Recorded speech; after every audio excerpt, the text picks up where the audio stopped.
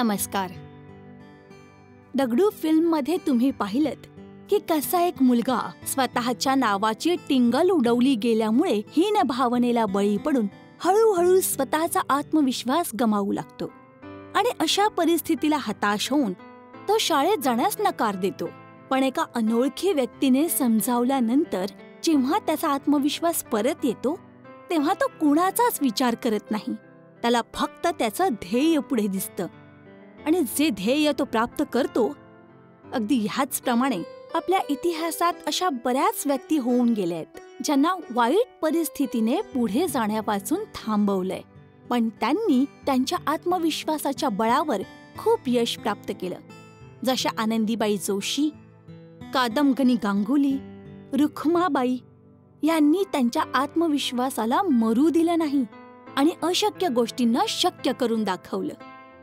आज ह्यांच्यापैकीच एक आत्मविश्वासी महिलेच्या रूपात आम्ही आनंदीबाई जोशीच्या जीवनाशी परिचय करून देणार आहोत.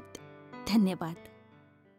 आनंदीबाई जोशी परदेशात जाऊन शिक्षण प्राप्त करणाऱ्या पहिल्या भारतीय महिला होत्या. भारताची पहिली महिला डॉक्टर आनंदीबाई जोशी यांचा जन्म 31 मार्च 1865 मध्ये महाराष्ट्रात ठाणे जिल्ह्यातील कल्याणमध्ये एक जमीनदार आणि हिंदू परंपरावादी कुटुंबात झाला होता, जेथे मुलींना शिकवण्याची परवानगी नव्हती. त्यांना फक्त चूल आणि मूलपर्यंतच मर्यादित ठेवण्यात येत होतं. यांचं बालपणीचं नाव यमुना होतं. यमुनाचं लग्न 9 वर्षांच्या अगदी बालवयात त्यांच्यापेक्षा 20 वर्षांनी मोठे असलेल्या गोपाळराव यांच्याशी झालं होतं. लग्नानंतर यमुनाचं नाव बदलून आनंदी ठेवण्यात आलं. गोपाळजी उच्च विचाराचे आणि महिला शिक्षणाला प्रोत्साहन देणारे असे व्यक्ती होते. त्यांच्या लग्नाच्या 5 वर्षांनंतर आनंदीबाईने एका अपत्याला जन्म दिला. ह्यावेळी त्यांचं वय फक्त 14 वर्ष होतं, पण हे मूल फक्त 10 दिवसच जगू शकलं.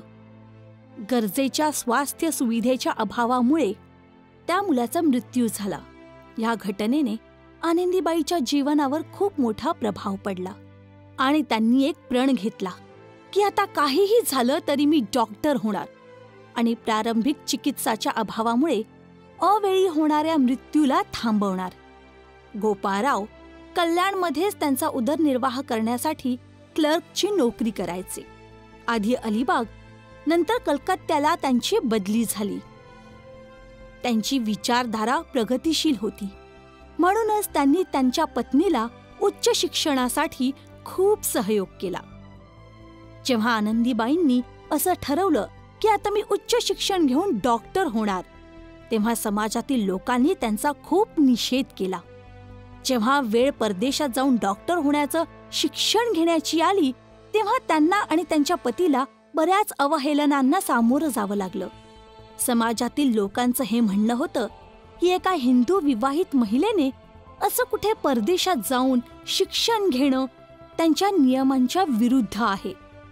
परंतु आनंदीबाईंच्या दृढ निश्चयामुळे त्यांचं डॉक्टर होण्याचं हे स्वप्न पूर्ण झालं आणि त्यांनी वुमेन्स मेडिकल कॉलेज ऑफ पेन्सिल्व्हेनियामधून 11 मार्च 1886 मध्ये त्यांचं शिक्षण पूर्ण करून MD डॉक्टर ऑफ मेडिसिनची पदवी प्राप्त केली.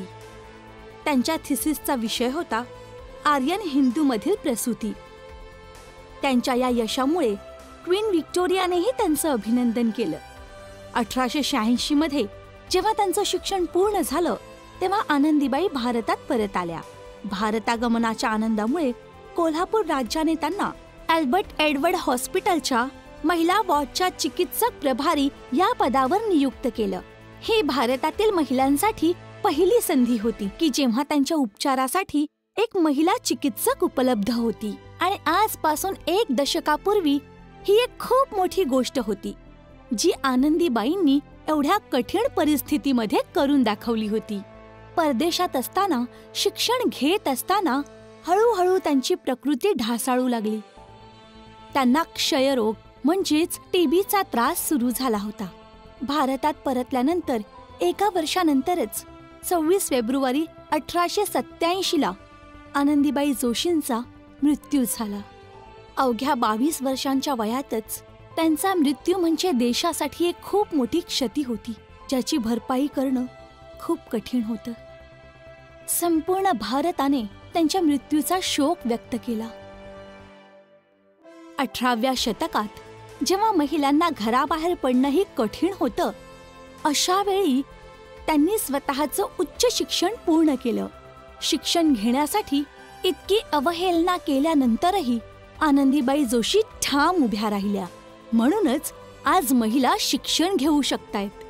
आनंदीबाई जोशींच्या दृढ संकल्प आणि आत्मविश्वासापासून आपण सर्वांनी प्रेरणा घेतली पाहिजे.